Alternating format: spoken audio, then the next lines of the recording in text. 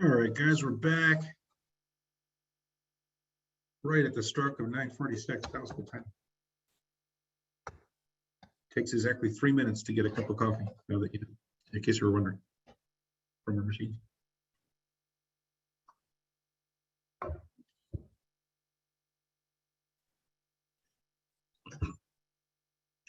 All right, guys,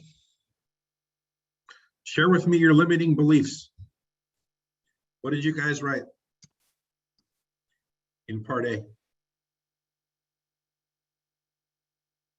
One of the ones that I have struggled with and still sometimes do is that I'm not good enough or I'm too new.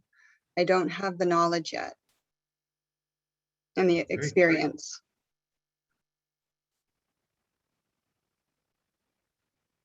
How can we overcome that?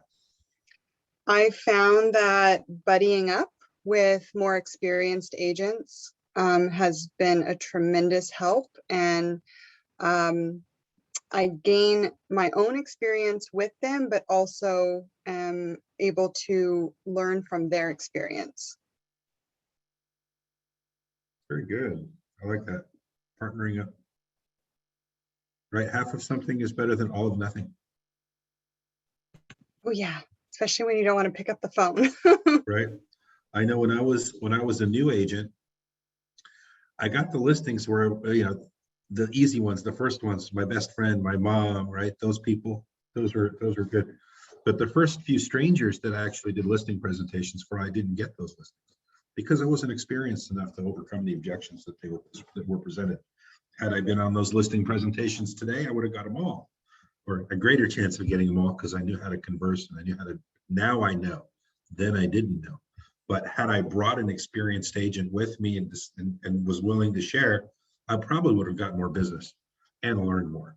So, especially for new folks, guys, if it's someone, or if you generated a lead from some advertising and you're not very comfortable, you know, seek out a partner. It doesn't have to be me. It could be Alan. It could be someone else in the office that you respect, that you think will help you successfully close that business, and engage and share. It's like I said, part of something is better than all of nothing. Keep that in mind. But not good enough, too new. Any other ways to overcome those thoughts? I also want to say that with the buddying up with an experienced agent, it was almost like I was getting paid to learn instead of paying to learn. So I was still getting half of, I mean, I even did ones where I helped out other agents, allowed them to leverage me for a smaller paycheck, but really gained a lot of knowledge and experience underneath them. Very good.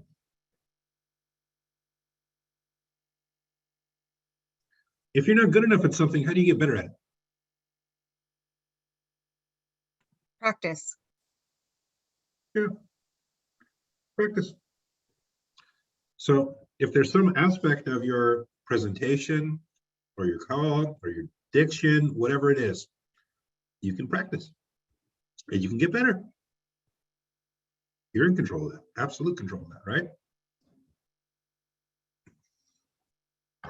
So if you're in the morning feeling you're not good enough or you can't get it done, don't think you have the ability, if you will, right? Practice a few scripts, go through them a few times in the mirror, and I think you'll quickly realize that you can.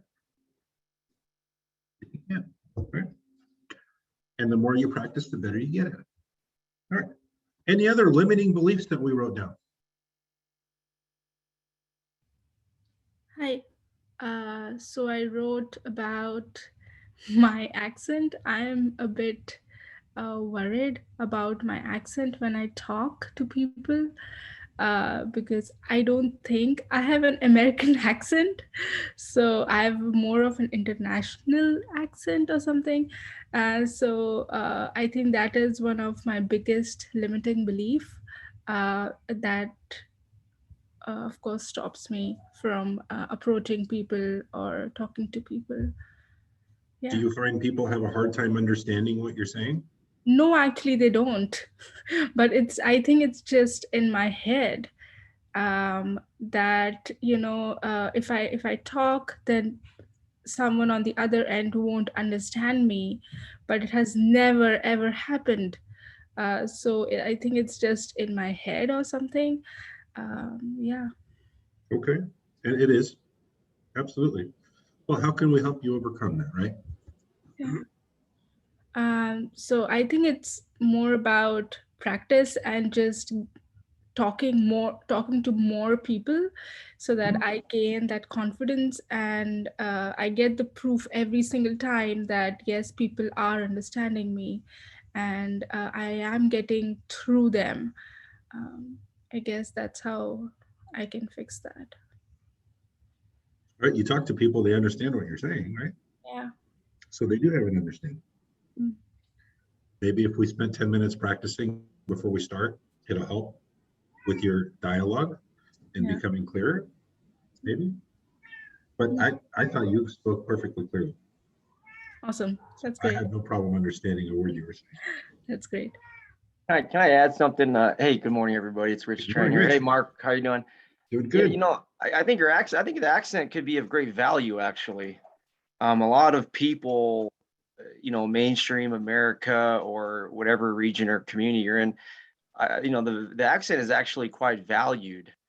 Uh, I think living in Milpitas here, we're very diverse in this city, and we are actually probably the most diverse city in all of Santa Clara County, if you ask me. And there's, I think, over 100 languages spoken, and people really value that. And I think a lot of homeowners, buyers, sellers, they're more likely to have traveled internationally, and are able to have a cultural competence and appreciation. And so I'm listening to you. I just really wanted to say, use your accent comfortably, but also as an advantage. I think it can be an advantage. And as long as you're connecting with somebody really eye to eye, your communication, your body language, and all those things will come together. And there's so many super successful people in the United States that have accents from all across the world. And I know a lot of our agents are very diverse, and so your whole thinking can change today, this morning, right here. It's just the way you look at it, and I think your accent is wonderful. Thank you. Thank you. Thank you so much. I agree with Rich. In fact, I have a limiting belief in myself in the fact that I'm not bilingual. And why should a client choose to work with me if English is their second or even third language? Why wouldn't they want to go work with someone who's able to speak their first language? So that's a limiting belief I have on the other side of it. Very good. All right. But it's true, guys. We live, especially here, in a very culturally diverse area. And we have a lot of pretty affluent people here. And I think that maybe I'm wrong with this, but I think that educated, affluent people are more open-minded and are more excited to learn, right, about something new or a new culture or something different than them. That's probably one of the reasons they're successful to begin with, is because they're open-minded. So I think that just being in our area, having a story to tell, and you can tell their story starts with your accent, right? Where are you from? How did you get here? What's your story? And then you can start to connect and build rapport. So you actually have another inlet to build that rapport with your accent. So it can be an advantage, just like Rich mentioned. Absolutely. And because here, like, I think we are a very open society here in Silicon Valley and diverse. I think it's a benefit. I think it's a benefit. Thank you.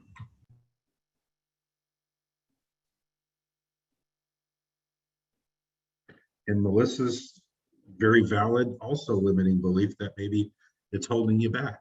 But do the people speak English, Melissa? Yes, everyone. Are they able to communicate with you? Yes, I do have one client that I got door knocking, and his son was translating for us. So I will be bringing in a Spanish speaking agent on the deal. So I found my way around it. See, And we have plenty of Spanish-speaking agents and that you can network with. I think in our offices, how many languages are represented between our office with a diverse group of agents that we have, right? Even if you only speak English, chances are there's someone in the office that speaks the prospect's language. And we could still bring them together and still earn commission, right? We get commissions for referrals, right? Like if you're lead generating, anyone here lead generating, you come across Russian speakers that you want to refer to me, I'll gladly take them. Simple, right? Pay you a handsome referral fee. So anyway, any other limiting beliefs that you guys want to share? We can help you overcome, then we'll move on. I think a common one is I'm not a homeowner, so how can I relate with customers?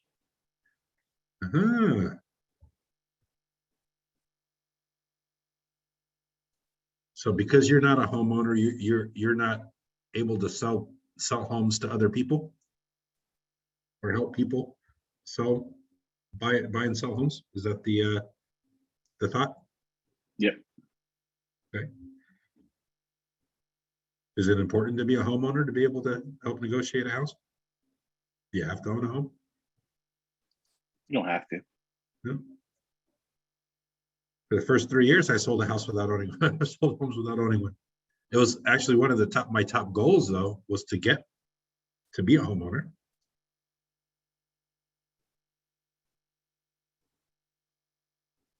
Right? How can that help you? How can not being a homeowner help you? Well, you can relate your process of, hey, my goal is also to own a home. Congratulations. You know, you gotten to the point where I want to get to. You know, Absolutely. let me help you and walk you down this journey as my previous clients, you know, have walked down this journey to also. So I understand what you're going through. I understand the emotions.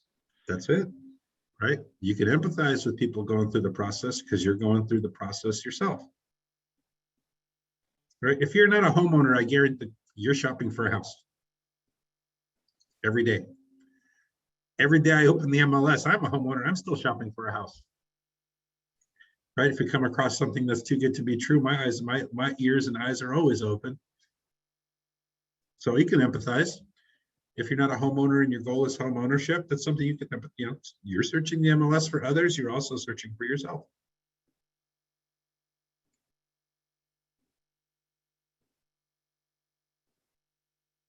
Anything else? Any other limiting beliefs? I haven't quite pinpointed this one, but I feel I have a lot of people in my sphere.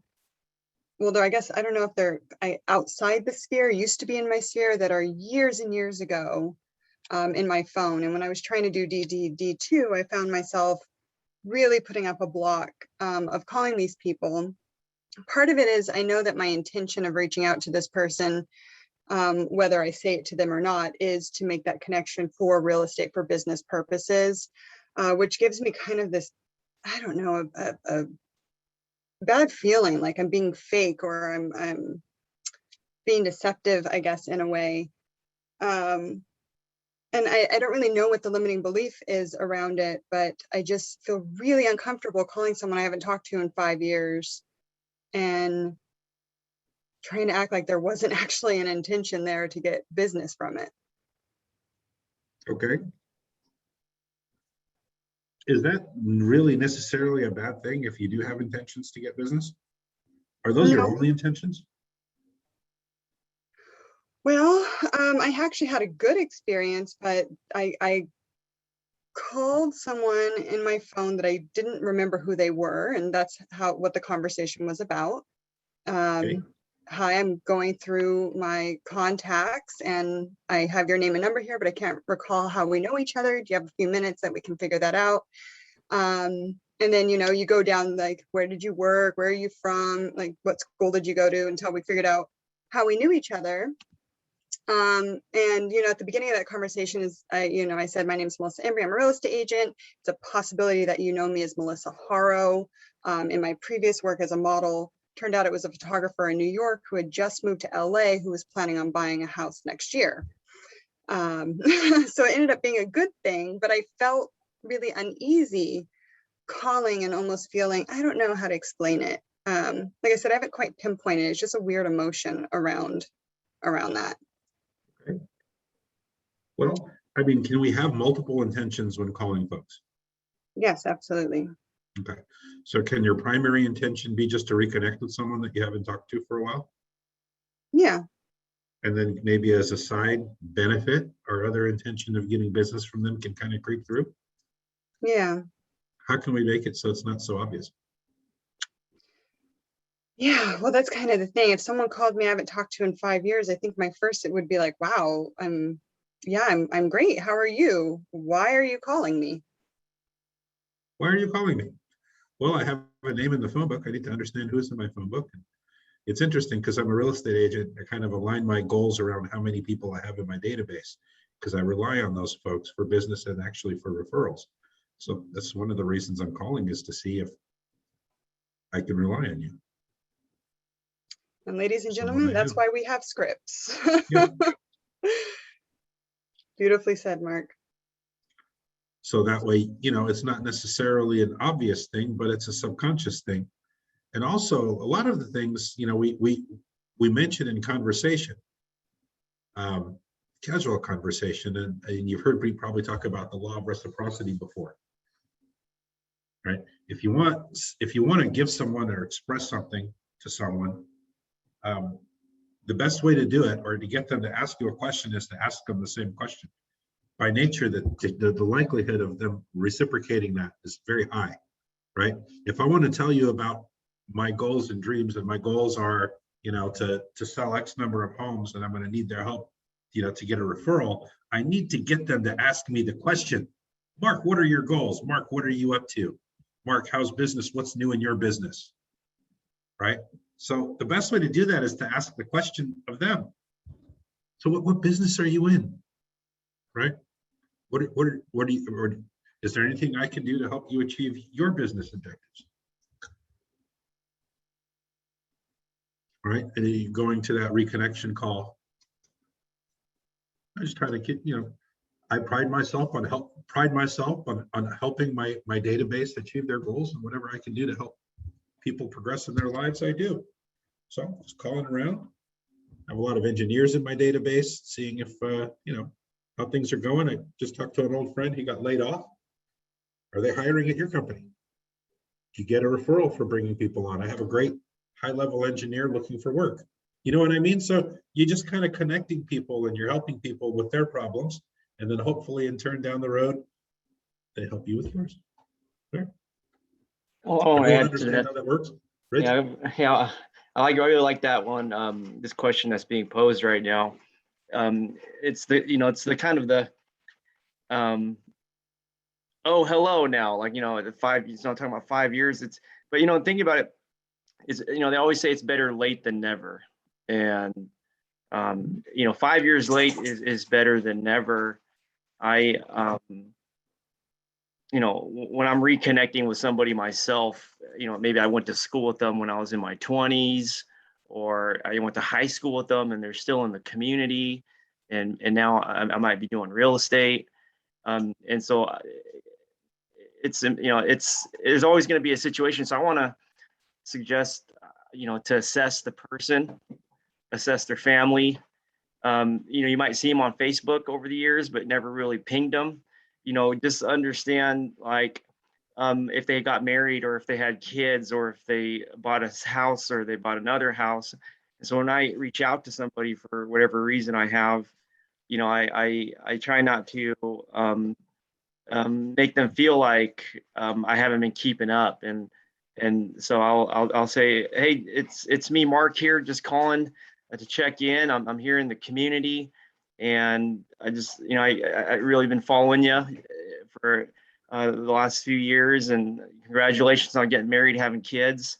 I just want to really check in with everybody in the community to let everybody know that I'm with Keller Williams now, and I'm helping out a lot of people in the city or in the community or the zip code. And I just want to let you know that I'm here if you ever need me.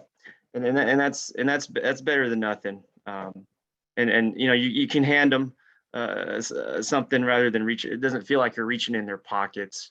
And if they feel that way, then I think it'll be fine. And guys, and again, nothing is 100% on anything, right?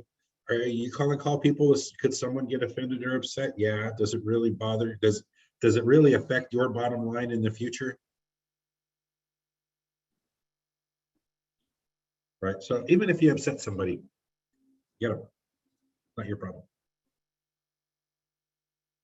Cross them off and don't call them again. You'll find that there's people that want to hear from you. You'll find that there's people that you will engage with and have good conversations with. Not everybody, and that's okay. You only need to find a few, right? Each one is worth 25 grand. How much money you want to make? That's how many people you got to find. So you're not going to work with everybody. Nobody's that good. And I did. Oh, sorry, Mark.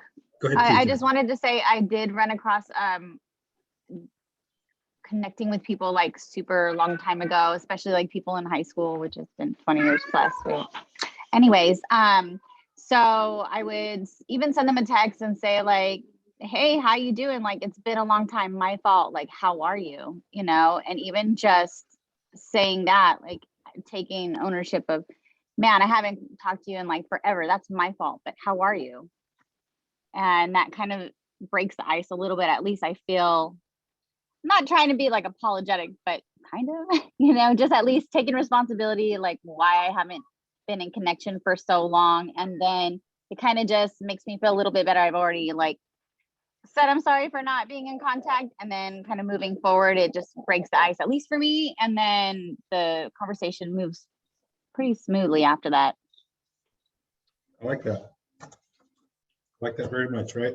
If that's what if you believe that you haven't called someone in a long time and that it's not a good thing, if you will, or they'll be upset with you, just apologize right from the beginning. That'll lower that guard down. Hey, sorry, I haven't talked to you in a while. How you doing? I didn't mean to ignore you for the last 5 years. Just life's busy. I'm catching up now, right? I want to add one more thing, Mark. I'm sorry, I don't want to take too much time. No, But please. This Please, reminds me please. of a story listening to Jennifer. I went to high school with this guy. He works for Intero now, but that's a different story, right? But he was a jerk in high school. I mean, this guy was just a terrible guy. He used to steal, things from Safeway in certain aisles. I'm not going to say which aisle it is, but he kind of transformed himself. I think about 5 years ago, and he reintroduced himself to people as a new person. And I think, who we were as, 10, 20 years ago, people may remember that. And if it was great, then it'll continue to be great. And, maybe it wasn't so great, but this is an opportunity to reintroduce yourself as a real estate professional and to, let folks know that, you're doing things in a different way now. I've seen bad turn to good. And so I feel like there's an opportunity to do that if needed. Okay. Absolutely. I like it. Thank you, Rich. Thank you for sharing. Are you guys good on the limiting beliefs? What do you guys think? Have we covered that enough?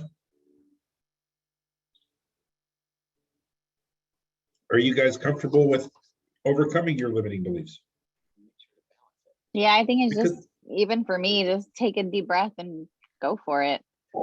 You just have to pose questions to yourself, right? And to help you overcome these small barriers, right? It's just a matter of changing your perspective and looking at something from a different angle, if you will. And you got to ask yourself, how can I? Right? How can I? It's like, well, I can't call 50 people today. Okay. Well, if you have to call 50 people today, how can you make that happen? And then start thinking about it. Well, I can time block. Well, if I time block, then I could, right? Or if I had a better system to call more people at once, then I could. So if you pose yourself that question of how can I, and then really think about it, you should be able to rationalize and overcome pretty much most obstacles in your life.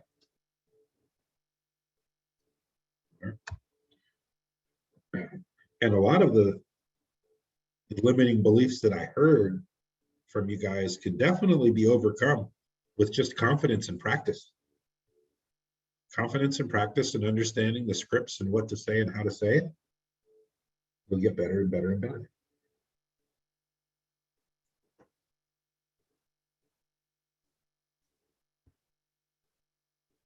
All right, what are some of the benefits of being scripted, if you will?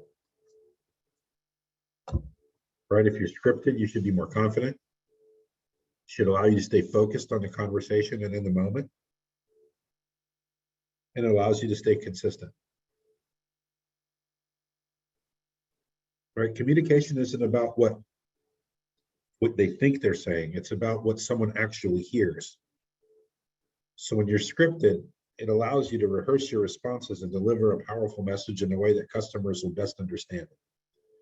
And it can allow you to ask powerful questions in a way they'll be able to quickly share information and understand the customer's wants and needs and move through it.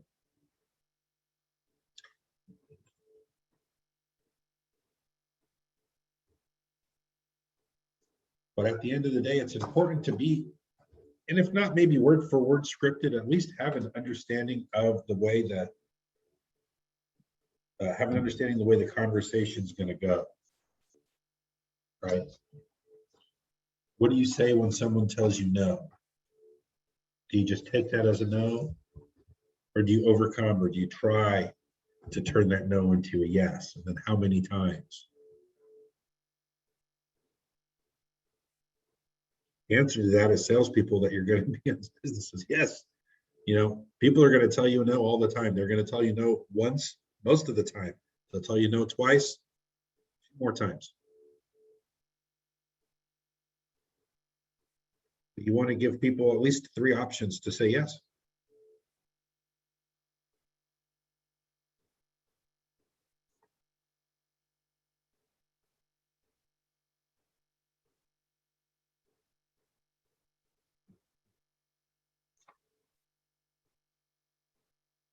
All right, let's go one more page in our participant guide on page 5. Let's see what it has here on page 5. How to use scripts.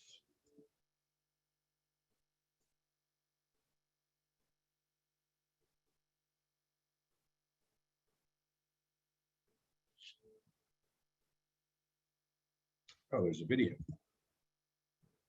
Let's run the video. Give me 1 second, guys.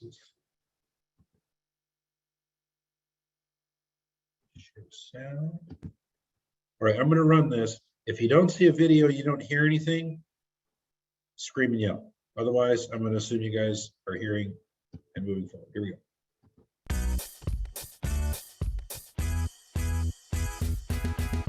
Hi, I'm Jeff Glover, and I'm going to tell you the top 5 things that you need to know about using scripts. Step 1, you're going to need to get your scripts from a top agent in the office, your team leader, a MAPS coach, or of course Keller Williams University. Step 2, we're going to need to do a total transformation of, instead of talking and telling, of asking questions. Selling isn't telling, selling is asking a series of questions that leads to desired response. So instead of talking so much, we need to get in the habit of asking questions. And asking questions gives us control of the conversation. Control of the conversation gives us our ultimate outcome, which is an appointment set or closing. Step 3, we need to listen with good intentions. Well, what I mean by that is we need to listen to their answers instead of just listening to them talk and asking another question that comes to mind. For example, instead of asking a seller where they're moving to and then going on to the next question, how soon would you like to be there? Ask them, where are you moving to? And when they give you a response, ask them, what takes you there? Step 4 in becoming better at scripts is we need to learn to mimic, mirror, and match the prospect. What I mean by that is we have to listen to their tone of voice. We have to speed up or slow down based on how fast the prospect is talking. That means when they respond and say, we're moving to Toledo, oh, Toledo, that's exciting. What takes you there? 93% of communication is body language and tonality. And that means only 7% are the words that we say or the questions that we ask. Step 5, we need to take these 5 points and practice them daily. If you think of NFL teams, they practice 50, 60 hours on the practice field for a 1-hour game. Our game is our presentations and our appointments, and we need to practice daily. everything that we've learned every single day before we meet with our clients. When it comes to scripts, my biggest aha is that everybody has their own scripts. We're pre-programmed to have scripts, and we're talking and asking questions that are scripted. However, what we found is that most of our own scripts are no good. And so we have to learn the right scripts, the right questions to maintain control of the conversation. Thanks for watching KW Connect. Make it a great day.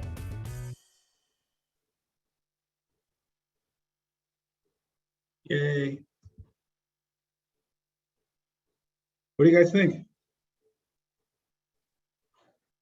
I'll jump in here. I think scripts is a pretty good topic. You know, the more understood it is. My first job was actually as a telemarketer on the phone. Yeah, selling the San Francisco Chronicle. Yeah, and you know, I was like, so just trying to figure out, you know, the power of the script. And I feel like I can say today, my belief or understanding, I should say, of what a script is like, it's like driving a car, and, you know, taking your driving test, getting your license. You got to know the rules of the road. You got to know how to, you know, change lanes, turn your signal. You got to know kind of direction you're going, you know, red, yellow, green. There, you know, when you're driving, you're going to see a lot of signs, and the signs are like the client, and they're going to tell you to make a left, to make a right, to get to, you know, kind of the destination of where you want to go with your client or your customer.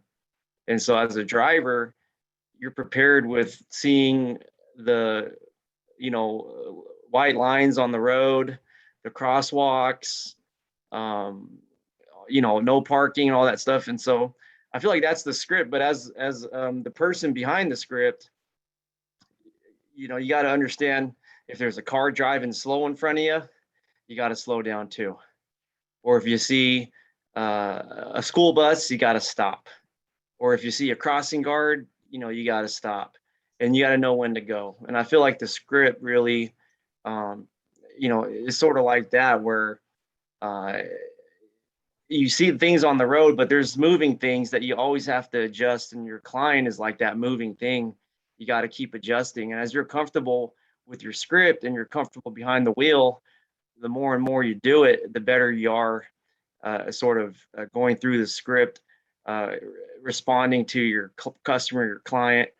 And this is kind of an analogy of being on the road. So Would you say that the script is kind of your map? yeah, exactly. There, thank you, Mark. Yeah. And so you know where you're going. exactly. And so just getting comfortable with the script. That's all it is. Just like getting comfortable behind the wheel. Thank you, Mark. Being comfortable with your map, knowing your city, knowing where to turn, when to turn. Absolutely. That's what scripts do for you. Absolutely. Very good analogy, Rich. I appreciate it. Any other ahas from the video, guys?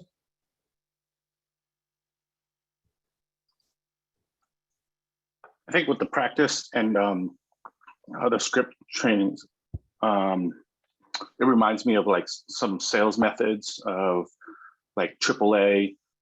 You know, if a customer has a question, you acknowledge it, you address the question, and then you ask them a question about it.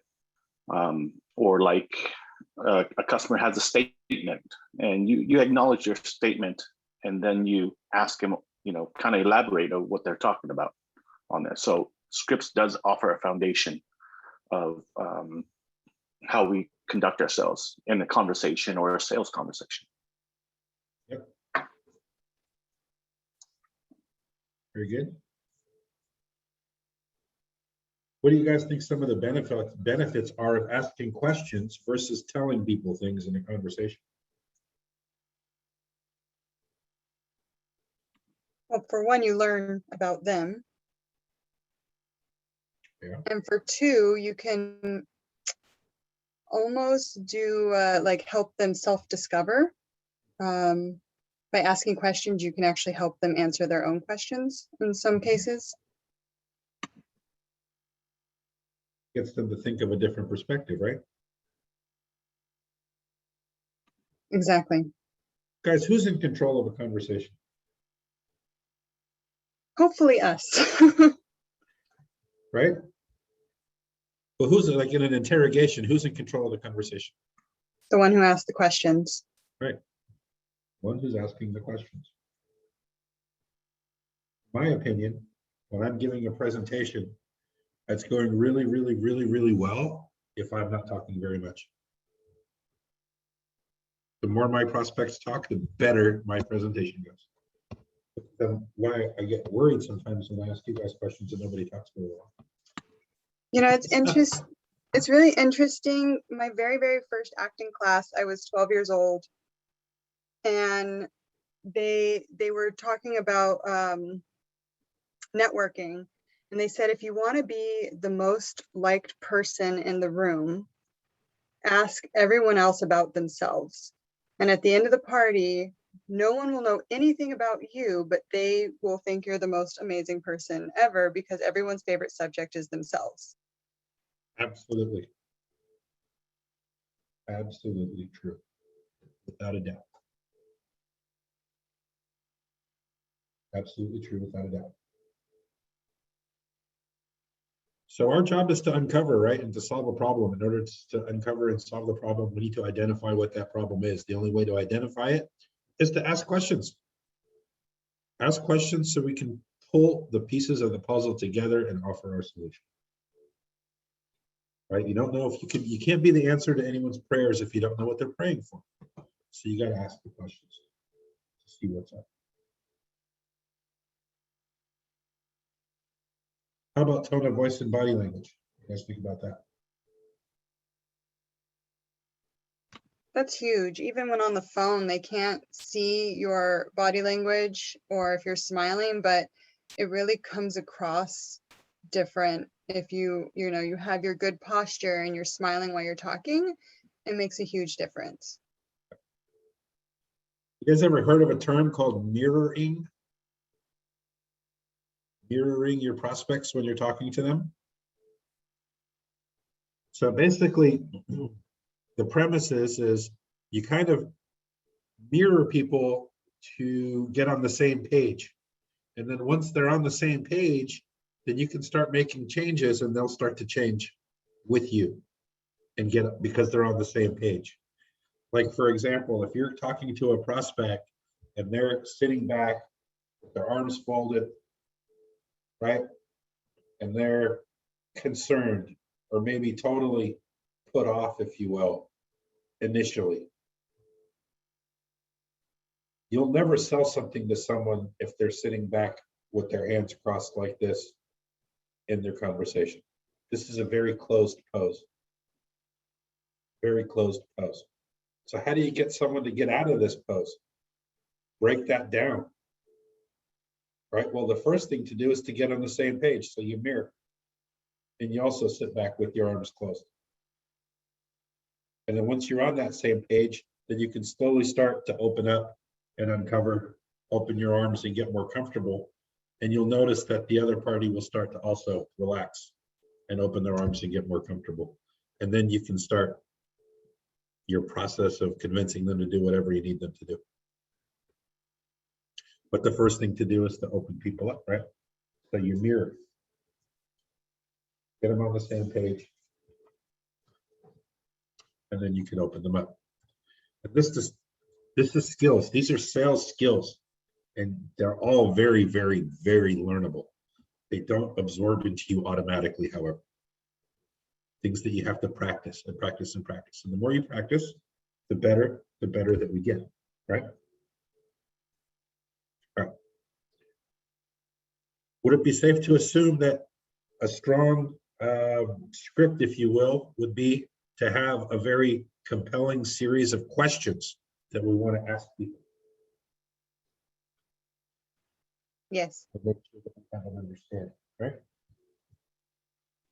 Also kind of get back to the questions versus saying or asking versus telling. When you ask people questions, it engages them. And they get interactive with whatever it is that you're saying. If you spend too much time just telling and talking and talking and talking and talking, you could lose them. They're not engaged. And once you lose them by saying maybe a small fraction or a small phrase that they don't necessarily understand, and you just keep blah, blah, blah, blah, blah, blah, blah, talking, and you've totally lost them because they're no longer focused. They forgot, whatever it is, they don't have a clear understanding of what you were saying. And because you never stopped talking, they've already discounted and forgot about anything that you want to say. So it's important to keep asking questions to keep people engaged in our conversations.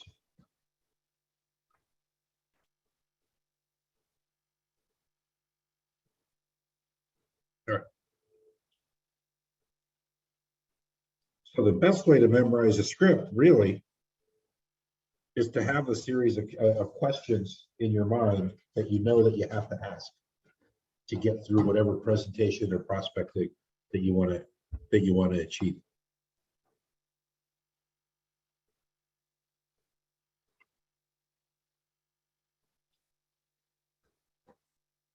All right.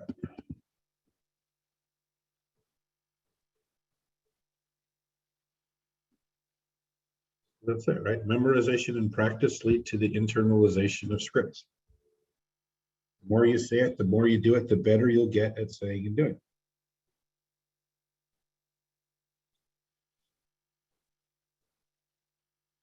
All right. Let's check out page 6 of our participant guide.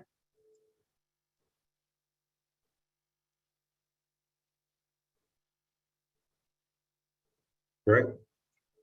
Hopefully you're all there on page 6. It says brainstorm. What are 3 negative consequences of failing to learn scripts? Let's do that brainstorming.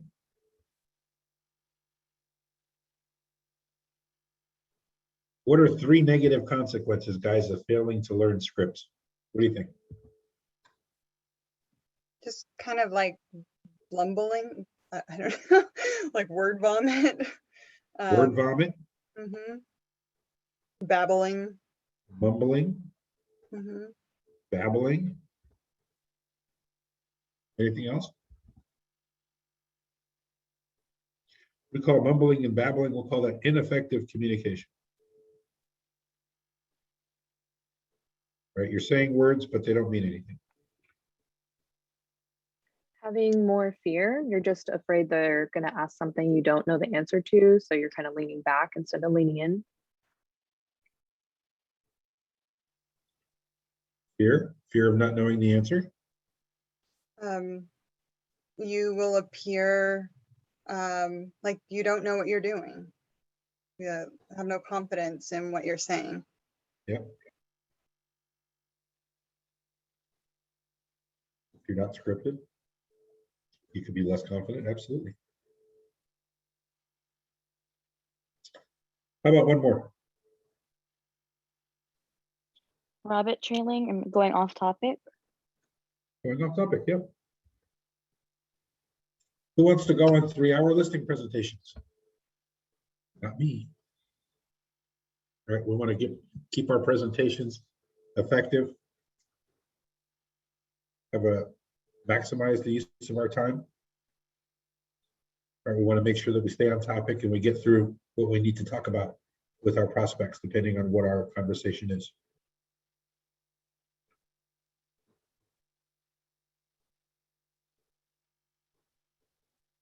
But a lot of the results that I've heard from you guys in that exercise was just not being prepared, right? Mumbling, babbling, not saying the right words,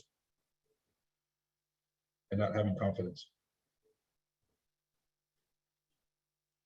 So that if we internalize the scripts and then make them our own so they sound natural and friendly, right? We'll have our best practice to memorize them. And they ultimately, it just comes down to practice. The more you practice, the better you'll get at delivering what you say.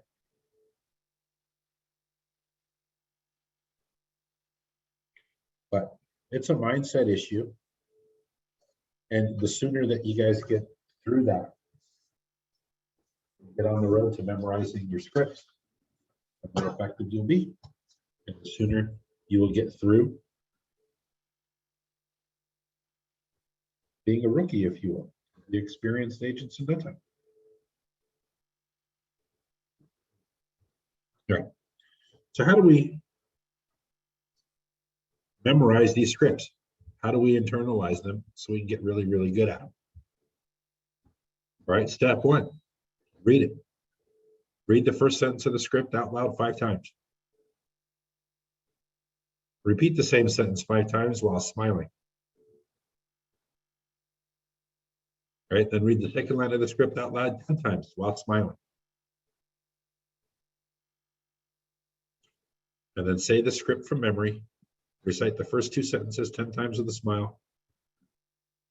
And then say the script by adding 1 sentence at a time. And then repeating it 10 times. Then try to say the entire script as fast as you can 5 times in a row. Basically, what they're saying is repeat it, repeat it, repeat it, repeat it until you get it, basically.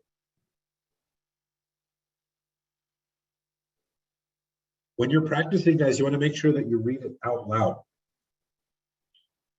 Because when we're talking to our prospects, we're not mind melting, right? We can think about it, but when we think about saying something, it's different than actually saying it. So when you're practicing, it's important, say it out loud. That way you engage your eyes, your voice, and your entire body and your ears so you can hear what you're saying.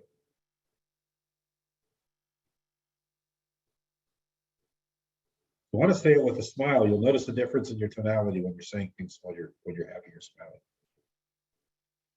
And try standing in front of a mirror too. That way you can watch your body language as you repeat your script. A mirror is your friend. As a telemarketer, a lead generator, someone who, when it's important about what you're saying and how you're saying things on the phone, and we've already established it is very important. It's a little different when we're talking into space or when we're talking to a person. So if you put a mirror up, pretend like you're talking to yourself, the way you talk will be different, much more effective. You can be much more expressive with your facial expressions as well and have an understanding. See what you look like. Because if you're, like this and you're talking to people and you're tired and you don't have energy and, it's going to come across on the phone, you're not going to have success at all. So if you have a mirror, you can kind of see that and check yourself and make the adjustments you need to be as successful as you can.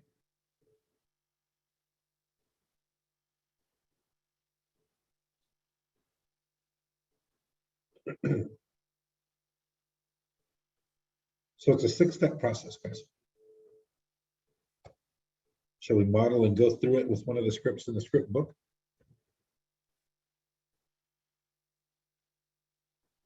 You guys have access to the script book? Should.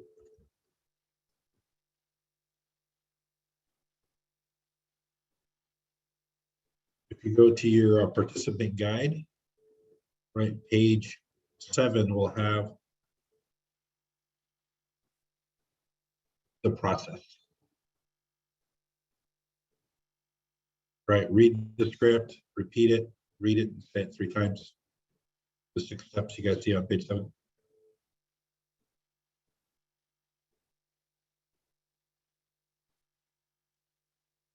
You guys want to do some practicing? What if we did? Oh, let's see.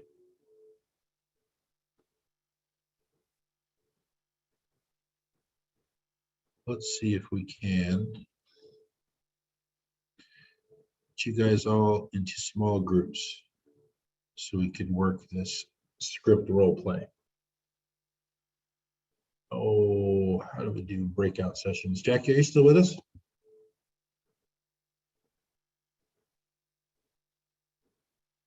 Jackie's not with us.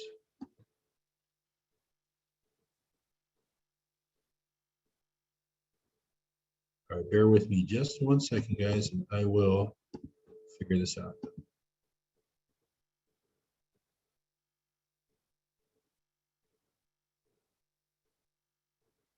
Cover it. There we go. Let's assign automatically. Let's create, how many people we have on here? 17. So let's make groups of 3. So we'll have all 6 groups?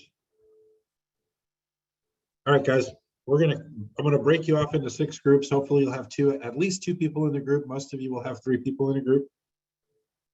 Pick a script that you guys from the script book and kind of go through the process of the memorization and take turns. We'll give this exercise about 10 minutes.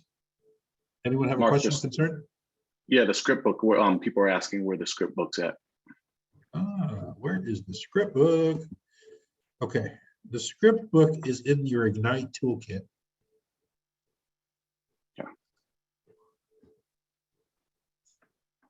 Connect's not letting me download the link. I do have, is it the same as the last Ignite? Yeah. Okay, I have the one from the last Ignite, Yeah. but it's not letting me download this time. Okay. I believe the scripts haven't changed.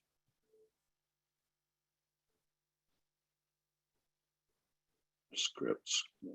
Yeah, I don't believe the scripts have changed. I wonder if I can just paste it in here. There you go. I just pasted in the message. Oops. Thank you, sir. Okay. All right, groups are coming. Here we go.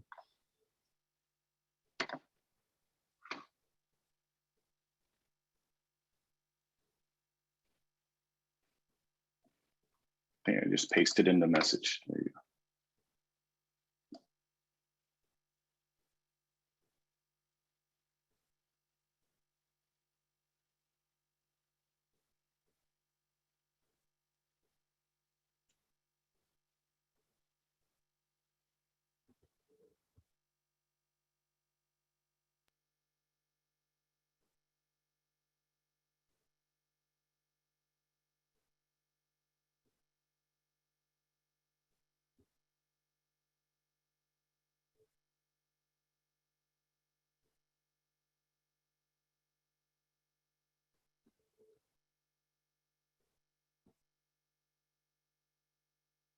All right, guys, be sure to join the breakout room and participate in the memorization of script.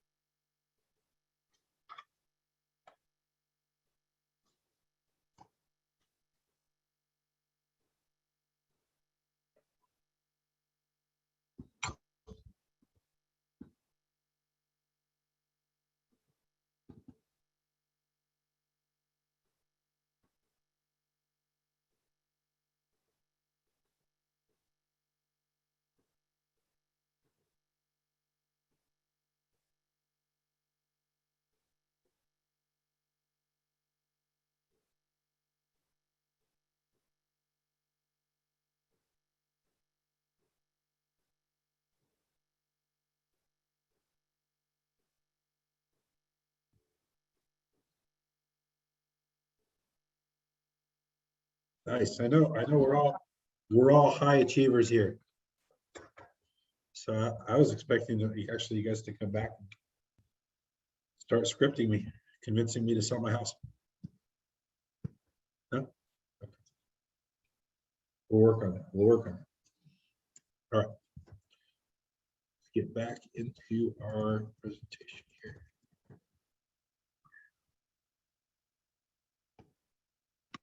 Mark, Kiko and I were in a breakout room together and we were working on the door knocking script on page 9. Okay. And Kiko brought up a great observation. The script is really, and feel free to jump in, Kiko. It was very quick, and it only literally asked one question. It didn't feel like it created enough back and forth. What would your suggestion be when we have scripts like that, where we want to get, especially if there's a feeling like we can get more out of it than the basic, no, I don't know anyone looking to buy or sell right now? Ask more questions Just kind of Yeah. insert it where it feels right. to get people to come through. Yeah, that would be it. And I have to, let me pull it up so I can see what you guys are talking about. Give me just 1 second. Mhm.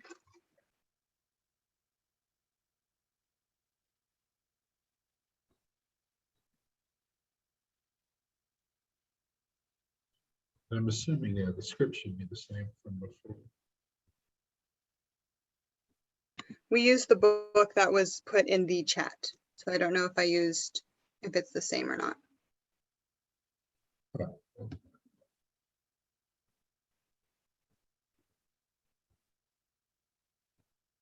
Oh, okay. I see it.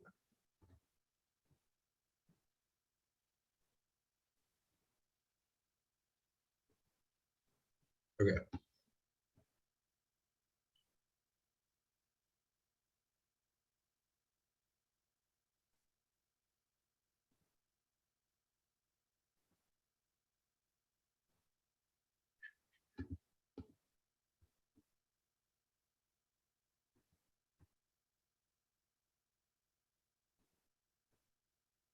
So which script were you guys using?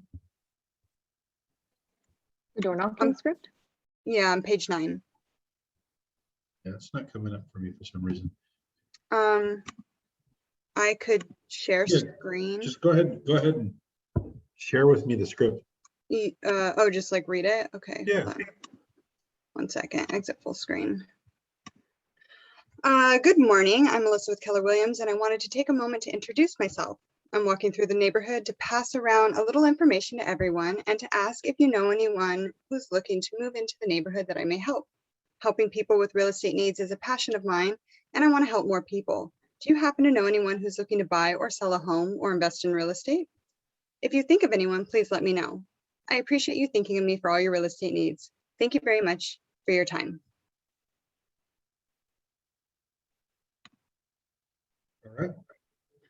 So the only question there that you were saying is, who do you know that wants to buy or sell real estate? Mm-hmm. We need more questions. Yeah. I feel like it's Yeah. great to move through really quickly. If you're trying to hit 20, 30 homes in a short amount of time and just literally getting your card in someone's hands. But if there's an opportunity to create more of a relationship, I think that would be great. Well, it's twofold, right? The number one objective is to get through the neighborhood. Mm-hmm. So if you spend a half hour at every door, you're not going to get through the neighborhood. So the number one objective is to get through the neighborhood. So you don't want to spend too much time at the door. You want to have enough time to ask a question or two, but ultimately you're not trying to have a meeting on the front porch. Right. So you want to ask the questions, and then if you start seeing that it will devolve into, or there is a potential for a meeting, then you set it aside and schedule that meeting. It's like, hey, Mr. Prospect, it sounds like you have some legitimate questions. I want to make sure I give them the appropriate time and accuracy to answer them. And right now I'm in the middle. I have to see 10 more people within the next 30 minutes, but I'd love to come back and give you the attention you deserve. When can I come back? Can I come back when I'm done, or can I come back tomorrow? Or schedule your time to come back and have that appointment with them, because you have that dialogue. But what could be a few questions that you can ask at the doorstep, to kind of maybe break a barrier down and maybe start a conversation for a minute or two?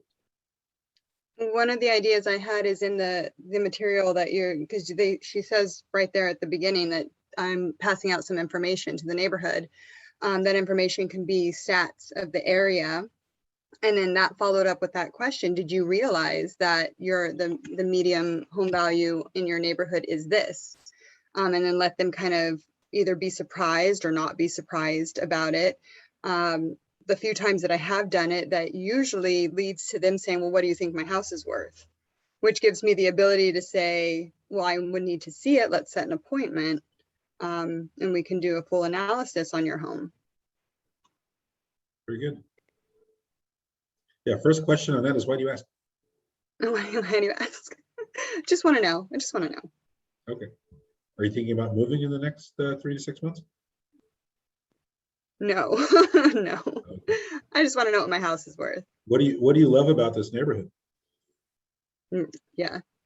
It's near the dog park. You have the cool. As we're trying to help, I'm trying to help sell the neighbor's house. One of the things that when I used to door knock would be to say, try to break that barrier down. Is, hey, I'm not selling anything and I'm not asking you to change religions. Just want to spend, if you have 2 minutes, just tell me a little bit about the neighborhood to help me sell your neighbor's house for top dollar.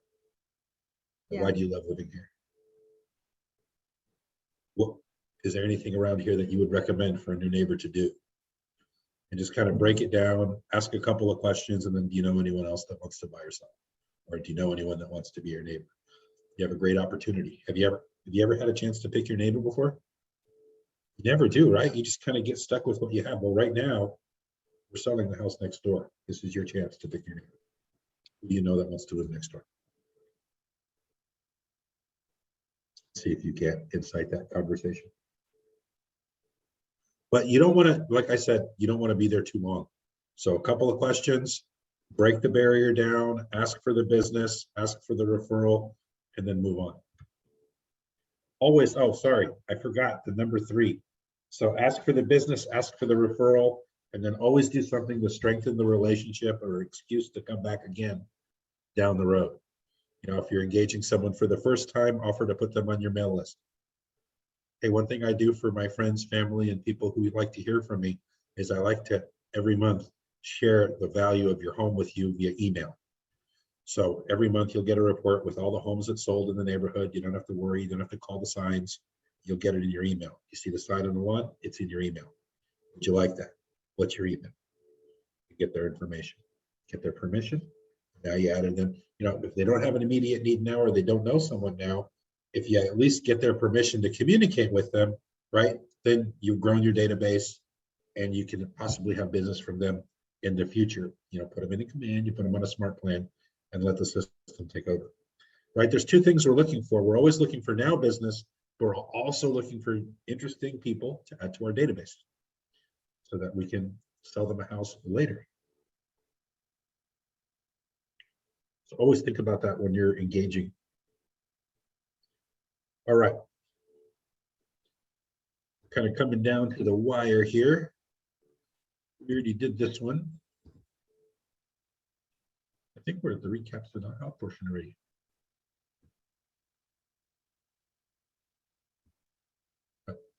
Just some things to think about, guys. Highly recommend teaming up with a friend or 2 in the office so that you can practice.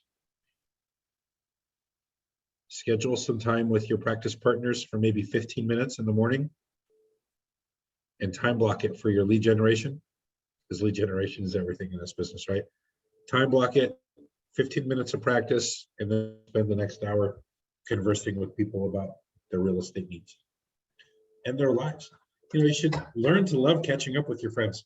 That's like everything with picking up the phone. And you learn to love to catching up with your friends, and the business will come kind of through the side door. Because all the times you mention how much you love and appreciate their business, and you ask about what they're doing in their lives, they ask about your life. And that's when you share with them what your goals are and how important they are to you. Not the goals, how important that prospect is to you, right? The person you're talking to is important to you. If they give you a referral or work with you, that's real money they're going to put in your pocket. So understand that and make sure express that so they understand how important they are. But it's good to have a partner. If you don't have a partner, even if you do, it's a good idea to record yourself so you know what you sound like. Things to work on.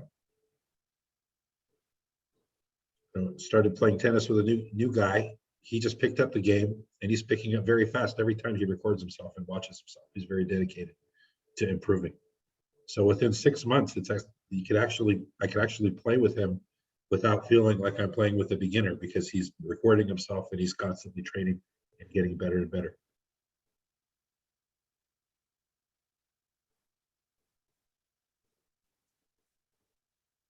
And we're always open to ideas, guys. If you guys have any additional ideas for building that habit of practicing and making the calls, it's a habit, guys. If you force yourself it may seem like you're forcing yourself initially, but after you do it for a few months, you'll feel naked without it, if you will. Once you get accustomed to it, you get accustomed to that lead generation. It's very difficult to go through the morning without picking up the phone and calling 10 people, because it's really not that hard. It's really not that hard. And and a lot of that comes to, you have to know what you're going to say.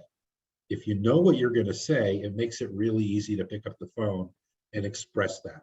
So knowing what to say is what we're talking about today. Get the scripts. If you don't know what to say, there are thousands of scripts between Mike Ferry, Tom Ferry, MAPS coaching. They're everywhere. And they all work if you learn them, internalize them, and then say them as if they were your own. That only happens if you practice. Mark, I get a little overwhelmed with how many scripts are available. I have thousands already, and I don't know, it's just, I find it difficult to nail down which one to put my attention on. Well, what's your goal? When you're sitting down to pick up the phone, what's your goal? Get listings. So you're looking for home sellers? Mm-hmm. So you're only calling homeowners then, right? Mm-hmm. So you're only yeah, well, I'm more with my sphere right now. I'm really just okay. trying to get comfortable making those calls with people who already know me. Okay. So I guess my first goal is getting comfortable and building the habit. Yeah. Yeah. And a lot of, the more comfortable, the more you determine what script you'll use and start mastering it, the better you'll be at it. And right now, if you're doing sphere, the best sphere script is 4. Mm-hmm. If you guys want to learn more about the sphere calls, there's a book called Ninja Selling that you want to explore and find. Get the name of the author. Let me find it. Should have that make book of world. Ninja selling is so good. What's that? Ninja selling is so good, especially the addendum. It does have like step-by-step and scripts. Okay, going on Amazon now. Hey, can you hear me? Yes. Okay, yeah, maybe I share a little bit same thing about Melissa. The way I go through it, the script is just like something is said there. You want to get the script that actually become you. Like you have to not just like saying the script, you have to actually mean it when you say it, because people from the other side, they totally know that you're reading a script or you actually say something from your heart.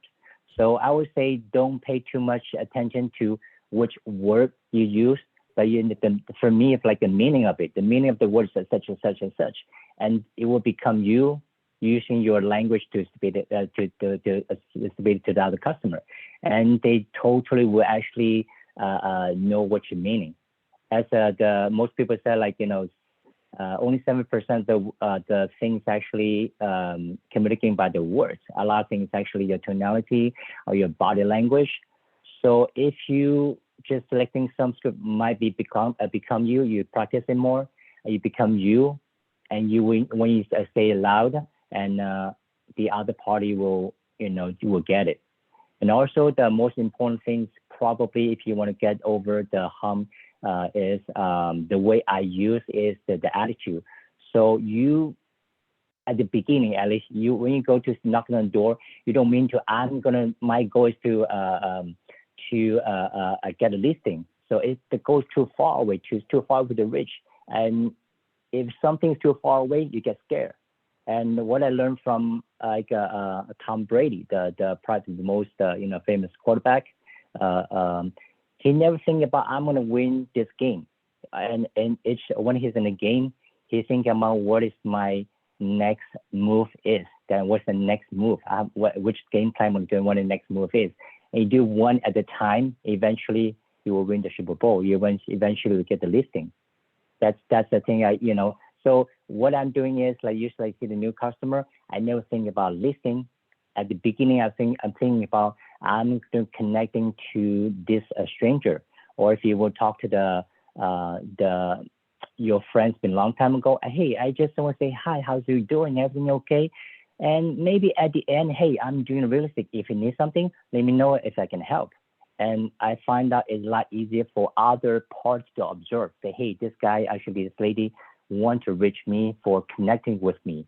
And since they're so nice, they acting like so professionally, I would give them a chance to, open it up. That's the way I'm thinking. Yeah.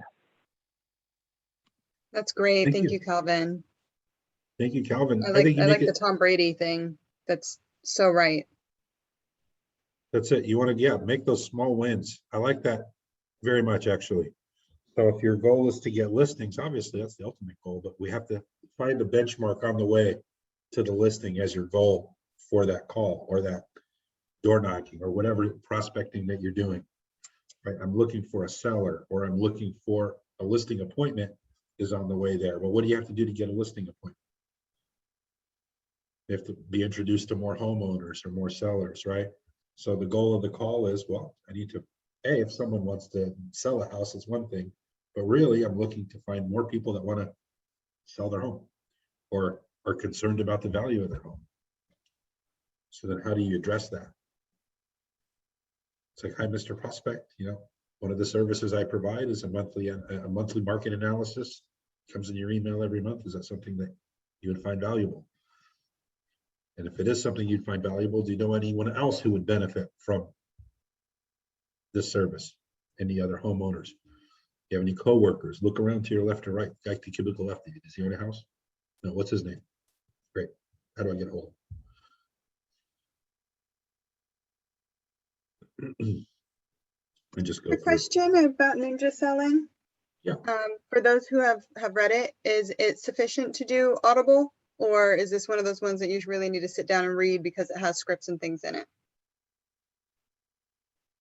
I did both, honestly. I really like his narration. It's the author. And then I downloaded a PDF for reference. Got it. Thank you. All right. Any other recaps or ahas about today's session, guys?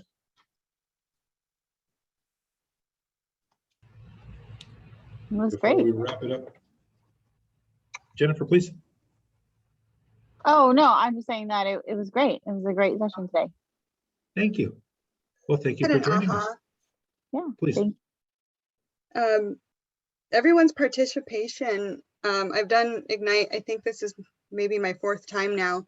And I find so much value in the participation of others because I get to learn and hear about your guys' experience and knowledge. And so I just wanted to have that aha and also say thank you. Yes, thank you all for participating and sharing. We And all have a lot to share, guys. We all come from different parts. Even if your experience is outside of real estate, I'm sure you have something very valuable to contribute to the conversation that you've experienced in your life that'll help everyone move their businesses forward. So don't be shy, guys, please. I just want to add in here, Mark. I want to second Melissa with that comment, and also, I think discussions for any subject, whatever industry, discussions are so important. So I second Melissa, and also Mark, having you lead this as a beginning real estate professional myself, it means a lot to hear from you and your best practices over the years. Thank you. You're very welcome, and I'm very happy to do it. I like helping others build their business. That's why I do what I do too. And we learn a lot from each other. I also encourage you guys too to think of a way to get to this side of these presentations as fast as possible. By the way, I learned so much by teaching, so much more by teaching these subjects than I do necessarily being on the learning side.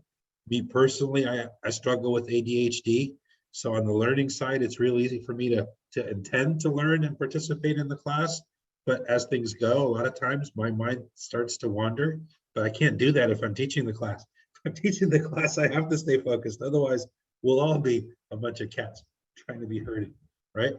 So if you want to master something, I encourage you guys to reach out to the education committee chair in your ALC and offer up an opportunity to lead a class, because nothing will help you master something more than learning it to teach somebody else. So that's my 2 cents on that. Has anyone's thinking changed or changed their mindset after today's class? Or did we just reinforce what you already knew to be true in a way? Right, you can't get business if you don't go out and get it. Ask for it, it doesn't come automatically. There's too many, especially in our business, there's way too many fishing nets cast way upstream, right? To catch leads before they even reach us if we're not purposeful and intentful about generating those leads. They'll never trickle down to us, right? We got Zillow, we have Google, we have Redfin, we have so many other agents, marketing, online, offline, everywhere, that if we're not proactive about generating business for ourselves, it just won't fall into your lap. That's just reality. So you have to be proactive.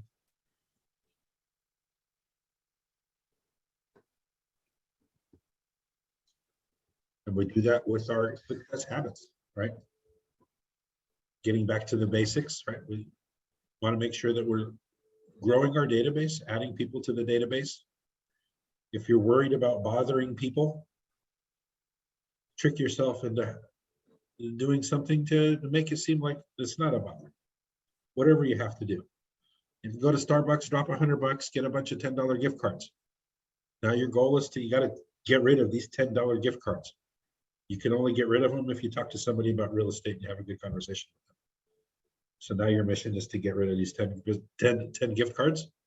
You're bribing them, right? So it doesn't feel like you're bothering them. You're giving them $10 to listen to you for 5 minutes. So maybe that'll change your perspective on approaching people. Right? What are you doing today? Oh, I'm giving away Starbucks gift cards. Want $10? Yeah, I do. Cool. What's your name? Where are you from? What do you do for a living? What do you like to do for fun? Right? Go through a quick forward, get some information, see if you can't add them to your database. Shoot through your USP, whatever that might be, and add them. If you're making phone calls, right? If you have a good conversation with someone, you take your note, you do your handwritten note, throw your business card, throw a Starbucks gift card, mail it. It's bribing people, right? But if you give someone $10 and ask for a referral, there's a good chance that they'll refer you because they feel they owe you $10. Think about.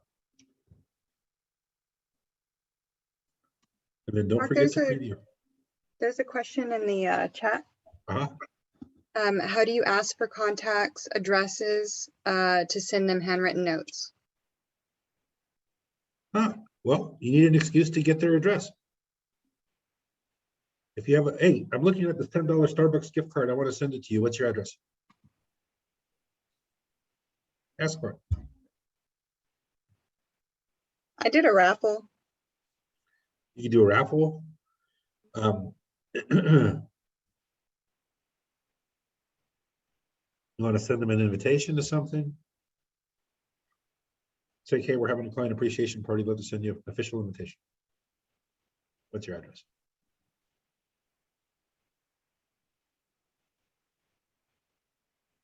Sometimes Rich Tran here, sometimes I surprise people with, something, a little piece of mail. I'll just Google their address. If I'm on their street, I'll Google their address, find out their full name. I'll usually catch their first name, take a little note, and got a little notebook I carry in my pocket with a pen. And if I can Google their address, find out their name, I'll just surprise them. Those are nice ones too, to connect with them. And if you're intentful about your door knocking, you can go with the title company first, or go to the title company first and get a list. Let's say, okay, I'm going to door knock, this block of Bollinger Road from, Lawrence to Tantau. I need to know who these people are on both sides. And if the title company will give you the list, you don't even need to bother the title company. You could go to Realist and pull it yourself, or RPR. We have a variety of resources you may not even know you have access to through the MLS to be able to pull that information. So you can get a list of all the homeowners on the street. If you just go to Realist and just type in the street name, it'll give you the list in the spreadsheet. Like all the addresses and their phone numbers. Not phone numbers, I'm sorry, and their names. So that way, if you want to address them by name when you're at their door, you do that. Absolutely. And guys, by the way, if people are homeowners, there's a record. So if you have their full name on the Realist database through the MLS, you type in their name, it'll give you a list of all the people with that name and the homes they own. It's one of the benefits of being a licensed real estate agent and paying the subscription to the MLS, is you get that data. So use it, right? As much as you can. If you need to get phone numbers and email addresses, you have to pay for them, but it's very affordable. It costs less than one postcard round. So, and with their email address, you can send them 100 flyers, what you paid for it once, right? Till they tell you to stop. Vilma, did I answer your question? I hope.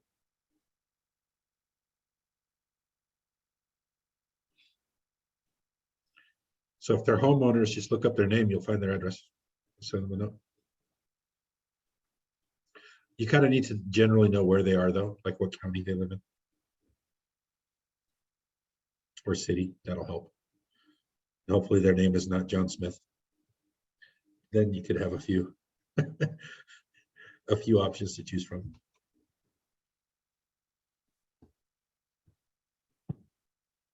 Any questions or concerns around the 10-4?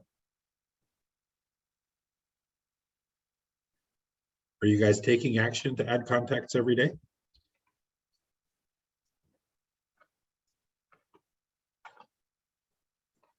Or let me ask you this, what action can we take today to add 10 contacts today? What can we do? I'll throw in something, Mark, Rich Trainer. So, Please. I think being a local is like the best way, being a part of the community. And there's always events, there's a Rotary clubs in every neighborhood, Kiwanis or Chamber of Commerce for each city, different associations, the Boy Scouts or the church, go where people are. And sometimes they have these annual events or two, Art and Wine Festival.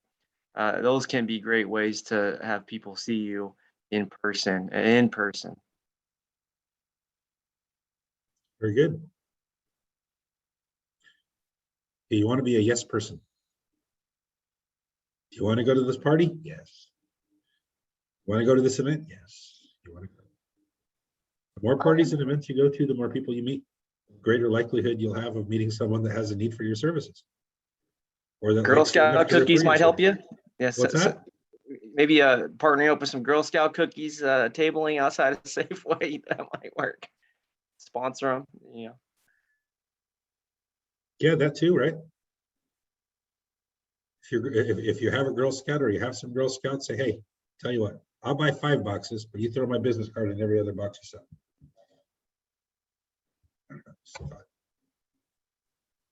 Mark, Yeah. Vilma has a question in the chat. I don't know the answer to it, but how do you ask for a contact's address to send them a handwritten note? For example, a thank you note? Yeah, so the first way to do that would be just to directly ask, say, hey, I have something for you. I want to send you a surprise. What's your address? Or, hey, that's a great conversation. I have a $10 Starbucks gift card with your name on it. I would like to send it to you. What is your address?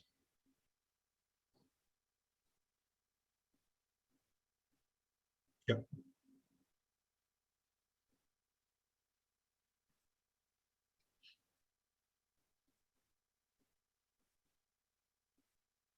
Some things you just have to be direct. But a lot of it, just have a good excuse. I need to send you something. What is it? It's a gift card. It's something you'll like. Something fun. Yeah, whatever. I have a card. I'd like to say thank you.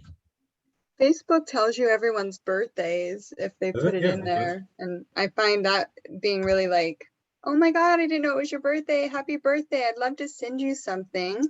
What's your address? Yeah. Very Even if good. it's just a card. Cards are powerful things. Oh yeah. No such thing as just a card. I'm gonna send you just a card. What if they get that card and refer you a friend and he gets like $25,000 in your pocket? Is it just a card? No. Powerful tools to help you win business. Send them for what it is, right? Don't devalue just a card. All right. So that's the secret to this business is the second part here, the 10 conversations a day. You have to talk to people about buying or selling real estate. That's like, when you wake up in the morning, you need to do it. You need to talk to 10 people. Make it happen. If you make it happen, the abundance of leads phenomenon will happen for you. But you have to meet 10 people. You have to talk to 10 people every day about real estate. And however many times you have to pick up the phone and dial to get 10 conversations, that should be like a minimum goal. If you get through every day with 10 conversations, the chances of getting 1 or 2 good referrals every day is very, very high. Because if you think about it, 1 in 10 people are going to move this year. And you add the fact that everyone knows at least one person that will move this year. That multiplies the reach of every contact name in your database. So if everyone in that database is going to move within the next 10 years and everyone knows it's someone that's going to move this year, it's very important to get in front of these people as much and as soon as you can. So don't let anything hold you back, especially not knowing what to say. Because you have a Ford script, that's the very basic, easy catch up.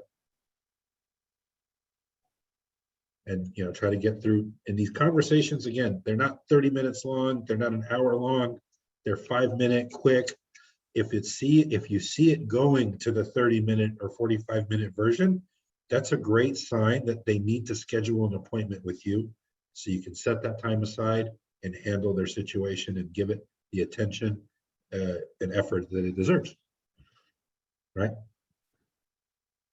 So just keep that in mind too. All right, guys.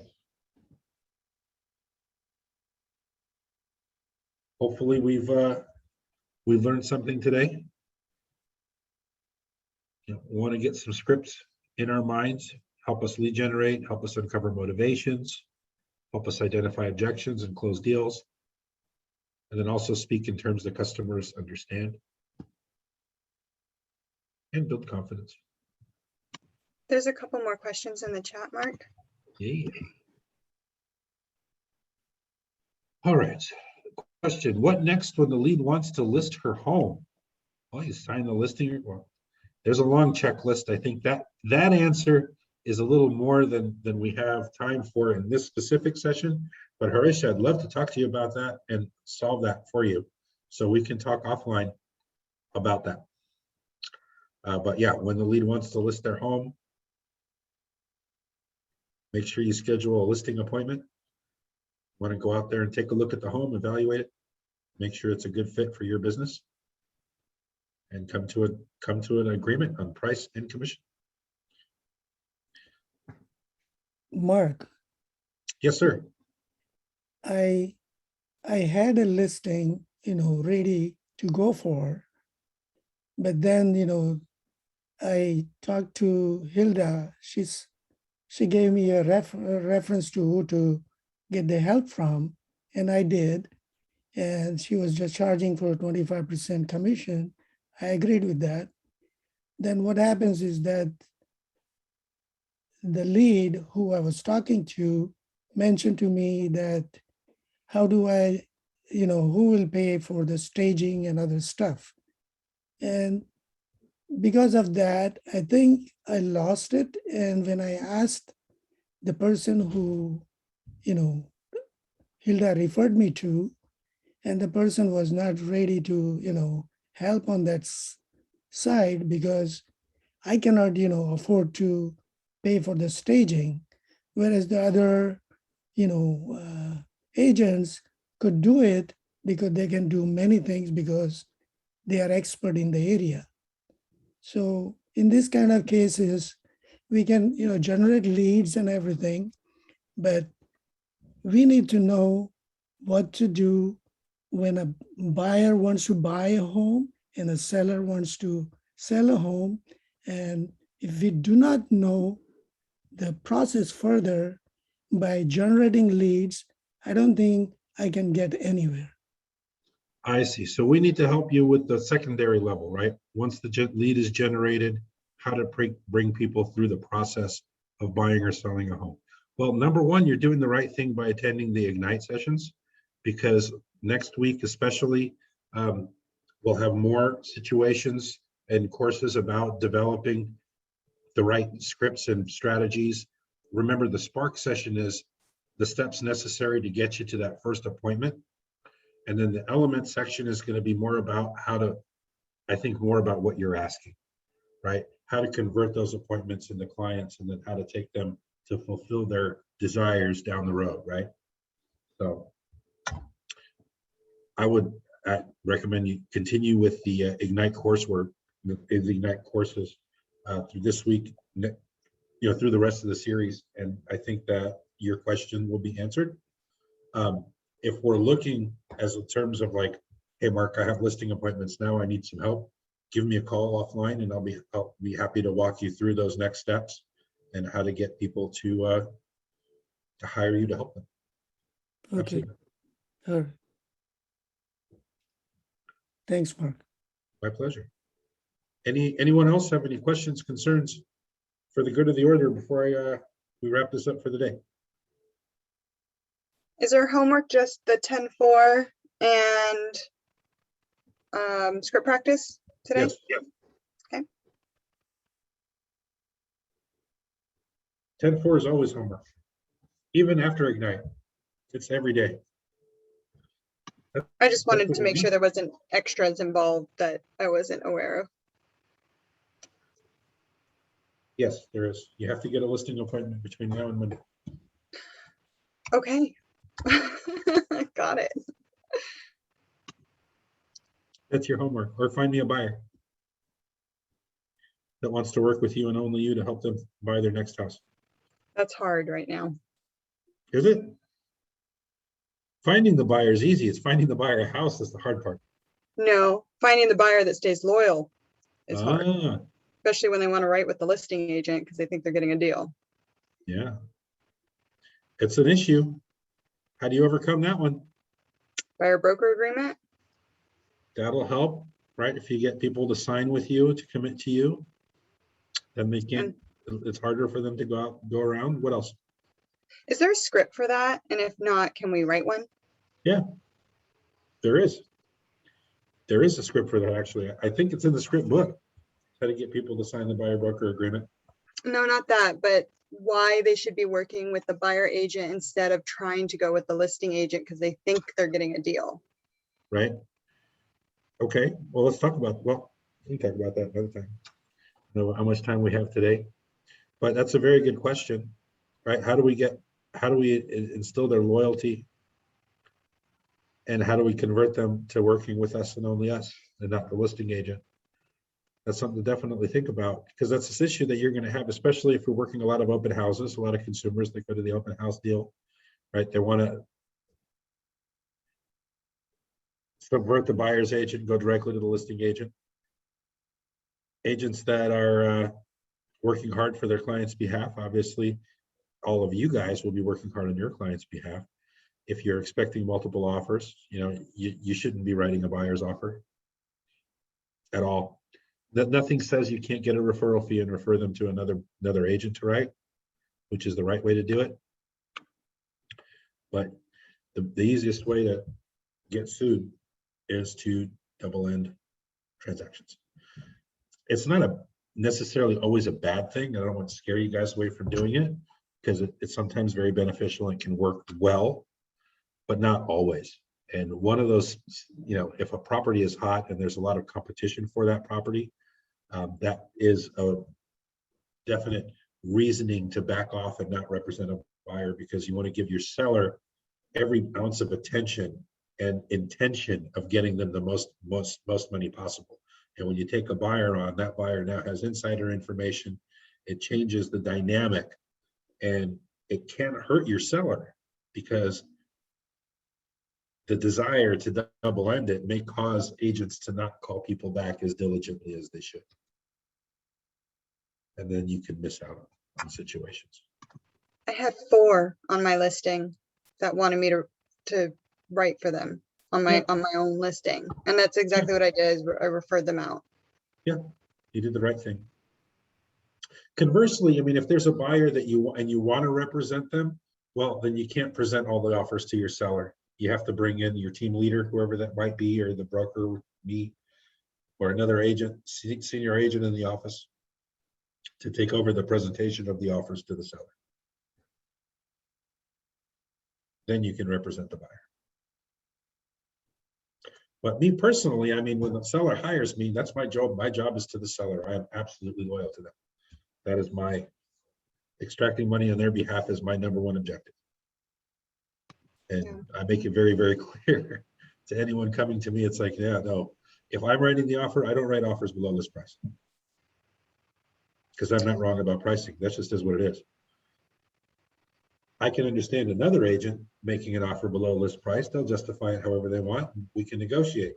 But Mr. Buyer, if you want me to write an offer on my seller's house, if there's no other offers, I can only write, personally, I'll only write list price.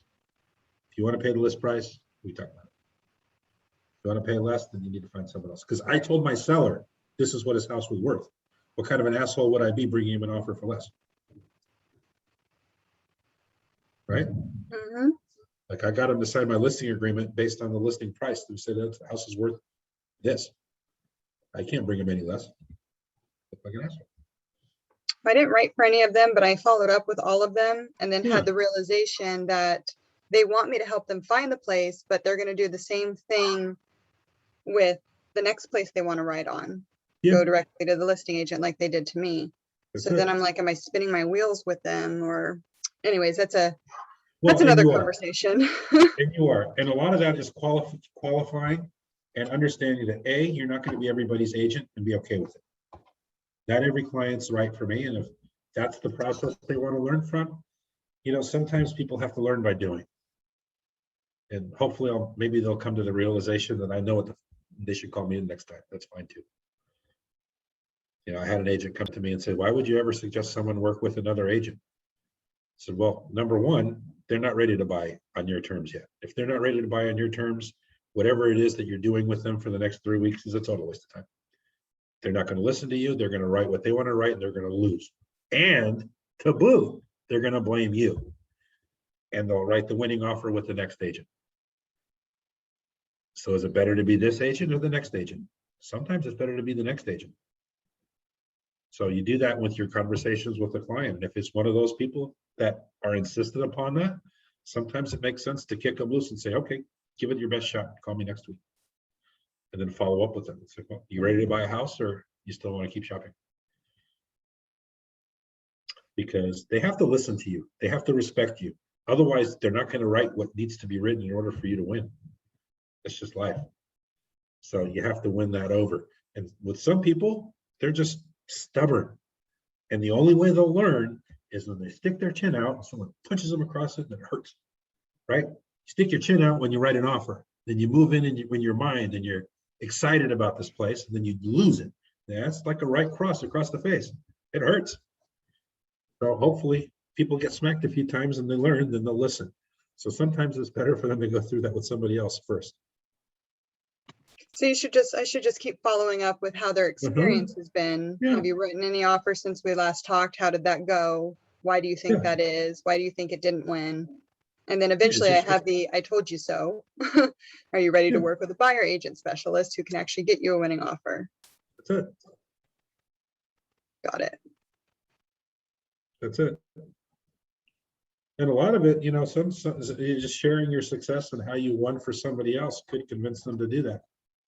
It's like, hey, I'm just calling. I just got 2 people in the escrow last week on the buyer side, and I won because, you know, they committed to me, and I was able to find them an opportunity and get them in before everybody else. That's how we won.